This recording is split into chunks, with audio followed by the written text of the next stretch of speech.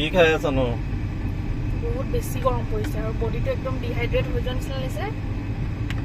সেইটো কাৰণে আমাৰ এগ্ৰিকালচাৰ ইউনিভাৰ্চিটিৰ ওচৰতে আণ্টি এগৰাকীয়ে খুব ধুনীয়া একদম ফ্ৰেছ চৰ্বত মানে বেছি টকা দেখিলোঁ।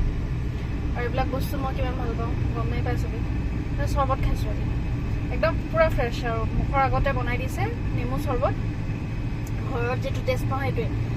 আৰু এইবিলাক বাহিৰৰ এইবিলাক খোৱাতকৈ মানে এইবিলাক বস্তু খোৱাই ভাল আছে। সেইটো কাৰণে আৰু ক'ল্ড ড্ৰিংক খাই ভাল পাওঁ। মোৰ মানুহজনে মোক ক'ল্ড ড্ৰিংক খাবলৈ নিদিয়ে। সেইটো কাৰণে মই আজিকালি এইবিলাকত ধৰিছোঁ ৰাইজ। এনেকুৱা কাৰ হৈছে কমেণ্টত জনাব। কোল্ড ড্ৰিংকছ খোৱাটো এনেও বেয়া, সকলোৱে জানে, খুব চুগাৰ থাকে। আৰু মানা কৰোঁ নুশুনে, হ'লেও বহুত খায়, বহুত বেছি কোল্ড ড্ৰিংকছ খায়।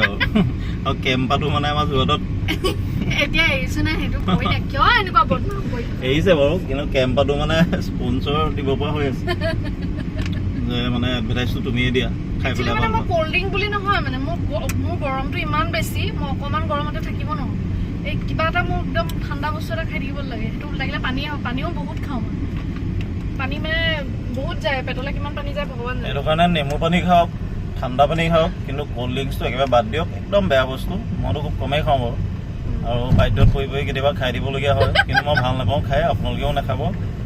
আৰু এনেই আৰু ভিডিঅ'টো কৰিলোঁ, বহুতে কৈ আছে যে আজিকালি নেদেখালোঁ কিনো কৰিম, সেইটো কাৰণে বোলো ভিডিঅ' এটাকে দিওঁ। এনেই দিলোঁ দেই, ধন্যবাদ।